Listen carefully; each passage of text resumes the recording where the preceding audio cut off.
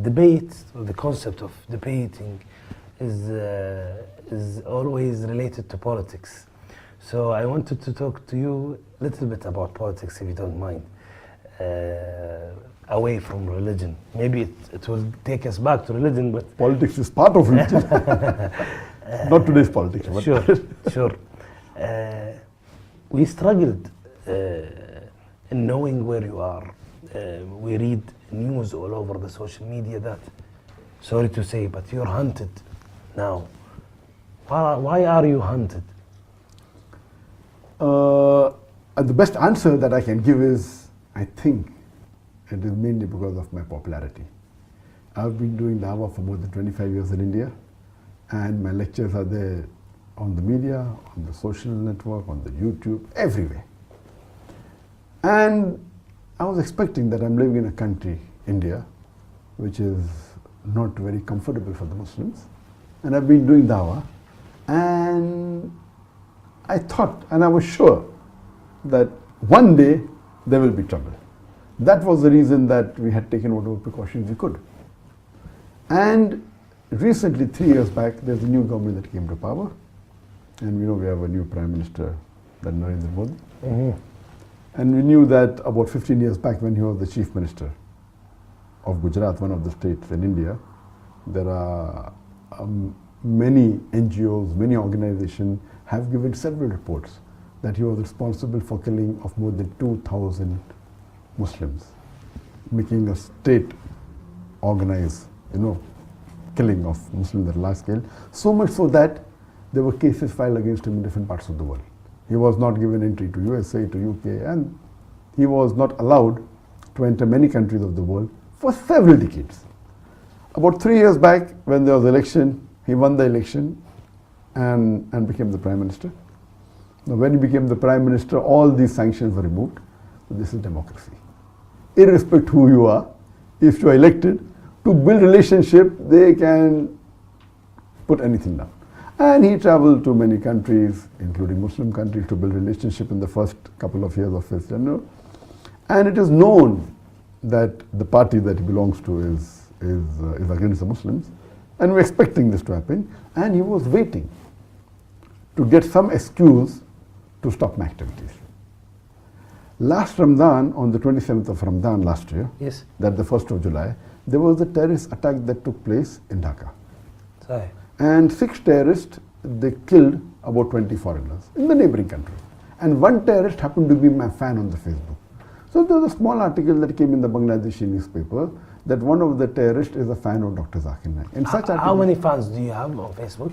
On the Facebook, alhamdulillah, now there are about 16.6 million fans, out of which so he is about one out of 16.6 million, 4.5 million are from Bangladesh. Okay. So he's one of the 16.6 million who liked me.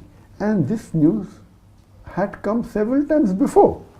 Most of the Muslims in the world, because of the popularity of Peace TV, which has a viewership of 200 million, when you catch a Muslim, there are high chances you know me.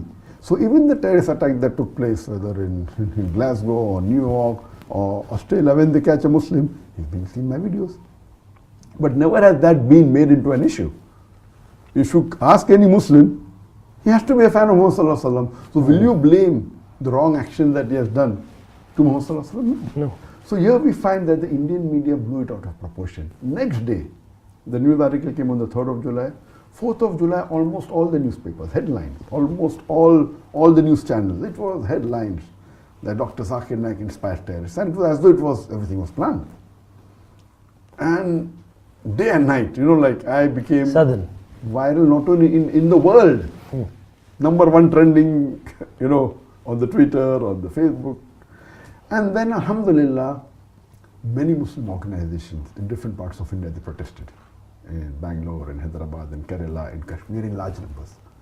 And one thing good, mashallah, that the Muslims who even differed with me, the difference of opinion in views, even they stood up, saying we disagree that Dr. Zakir is not a terrorist.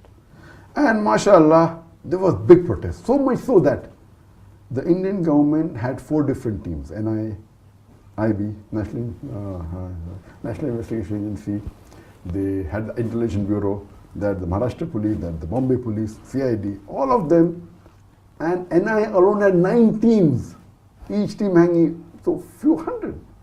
And the amount they spent money in doing research, that they saw most of my tapes, everything, no problem, I was happy about it. After 1 month, on 2nd of August, they were forced to say in the parliament that nothing is wrong found with Dr. Zakir Naik. We did not find any evidence in his speeches nor in his lectures. So most of the protest stopped, and I thought that this will surely be their plan. So protest stopped, everything became cool. 3 months later, in November, the same government says that the Muslim personal law in India should be abolished. You know, India has a Muslim personal law. Muslims can follow the law in inheritance and marriage, etc. So all the Muslims again stood in larger numbers to protest against it. In this fiasco, 2 weeks after this, they banned my organization suddenly. And they banned it for 5 years. Claiming that, you know, they are promoting terrorism. And they started getting lectures, which I've given 10 years back, I've given 15 years back. Any logical person will know that these lectures are there on the social media for 10, 15 years. If they promoted terrorism, why suddenly now are they called? So it is mainly because of the popularity. And it is shocking that the Indian government many a times before has called me to give lecture on religion in the National Academy in Hyderabad. National Academy of Hyderabad is the largest institute for training police. It is the most prestigious institute. Imagine I have been called not once, twice, and sometimes when I did not go, they pressurized me. They used influence. I'm saying, busy, no, you have to go. So twice I've addressed them, to IPS officers, to the top ranking police. So do you mean to say they've called a terrorist? Not that they found a lecture which I gave just 6 months back or 1 year back. These lectures were given 10 years, 15 years back. They're taking a clipping out of context and trying to prove to the world that I'm promoting terrorism. And as you may be aware, that the World Economic Forum has said that the second most unjust media in the world is the Indian media. Never ever in the history before has anyone who has been so popular, so well known, his life is open in the media like an open book. You know, we have Peace TV, mashallah, name is Peace, Kana Salam, having an English language, Urdu, Bangla, Chinese. The network has more than 200 million viewers. A person who's there on the social media for more than 15 years. I've been giving talks for more than 25 years.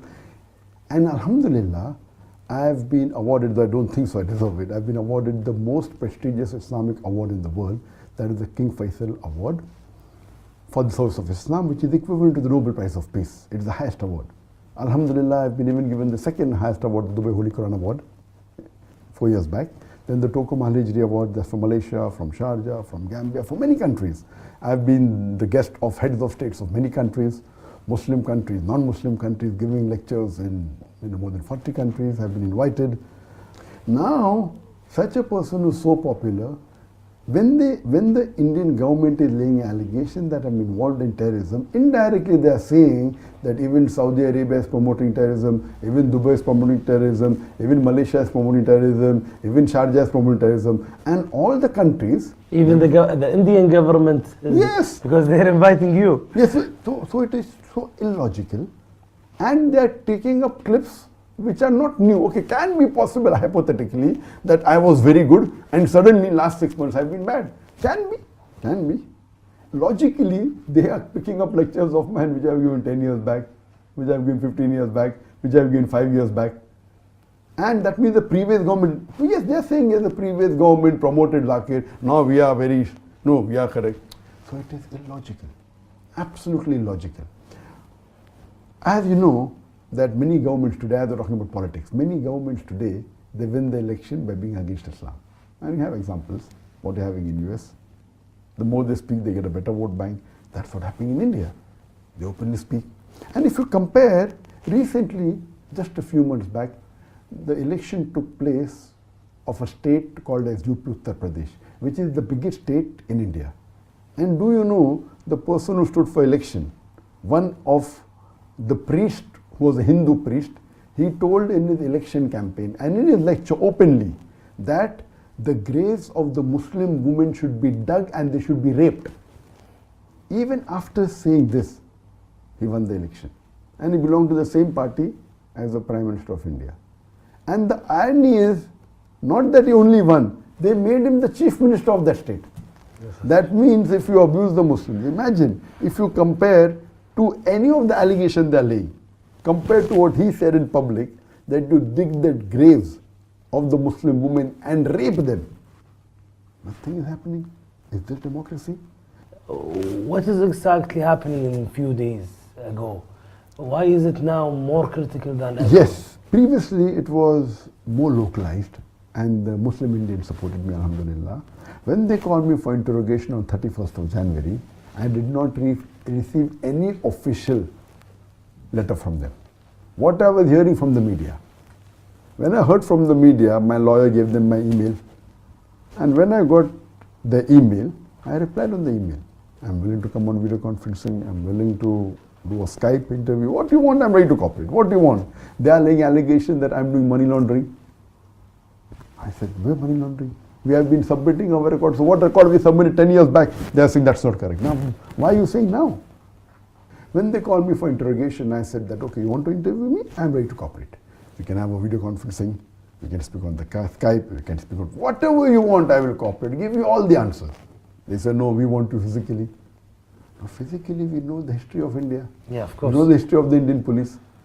Out of those people, Muslims arrested for terrorism, 98% are let free. But after 10 years, after 15 years, their lives are ruined. Recently, a few months back, a Muslim by the name of Abdul Wahid, he was arrested on charges of terrorism, then was let free after 8 years, then writes a book. What was done with him? How he was tortured. The first grade of torture, second grade, third grade, fourth grade. He says how they do mental torture first, then how they take out clothes, how they put current on the private parts. Yeah. All this he mentioned in black and white. How do they do physical torture, third grade? And the fourth grade is they even molest the lady family members, the mothers of the victim, the sisters of the victim, until they give it, until they sign forged documents. So this is known to the world. And you expect me to go back, do you think I'm a fool? Some people say that, oh, why are you a coward? I said, I'm not a coward, it is a sunnah of the Prophet. It is a sunnah of Muhammad sallallahu alaihi wasallam. He did hijrat.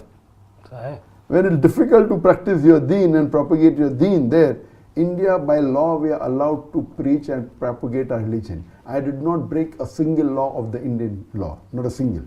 It's allowed by law for me to preach and propagate and practice my faith. Muhammad sallallahu alaihi wasallam is the best example. And alhamdulillah, it's a blessing of Allah subhanahu wa ta'ala that He took us out of India at the right time.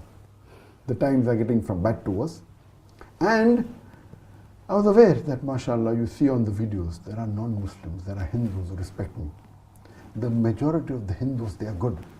They love the Muslims. It is these politicians who actually instigate them to do action against the Muslims. Now in India, Muslims are being lynched because on allegation that they're eating beef, they're hanged in public. He didn't have beef, he had meat. And then the police is saying, we'll do investigation whether it was beef or meat.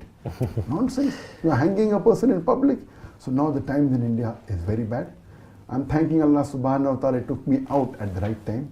As far as the investigation is concerned, I'm ready to cooperate, but they don't want me to interrogate on the phone. Because when they do it on the phone or in the media, I would love, let the audience, let it be an open interrogation. Why are you wanting a private? Because you know that you have something to hide. In privacy, you can surely threaten me. You can torture, that you cannot do. In public, you cannot do on a video conferencing. So this is nothing but tactics. Now the media is saying, because they gave me 3 summons and I did not respond to that, now they have put an unbailable warrant against me. One. This is what happened a few days ago. That happened about a month back. Yeah. Few days back, what happened, 10 days back, that warrant they took and now they are telling to the Indian government that request to the Interpol that Dr. Zakir Naik should be put on the red corner notice. So now, 1 week back, the Indian government, according to the media reports, have sent a request to the Interpol saying that Dr. Zakir Naik is promoting terrorism, therefore he should be put on the red corner notice, and anywhere in the world, any country finds him, should arrest him and send him to India.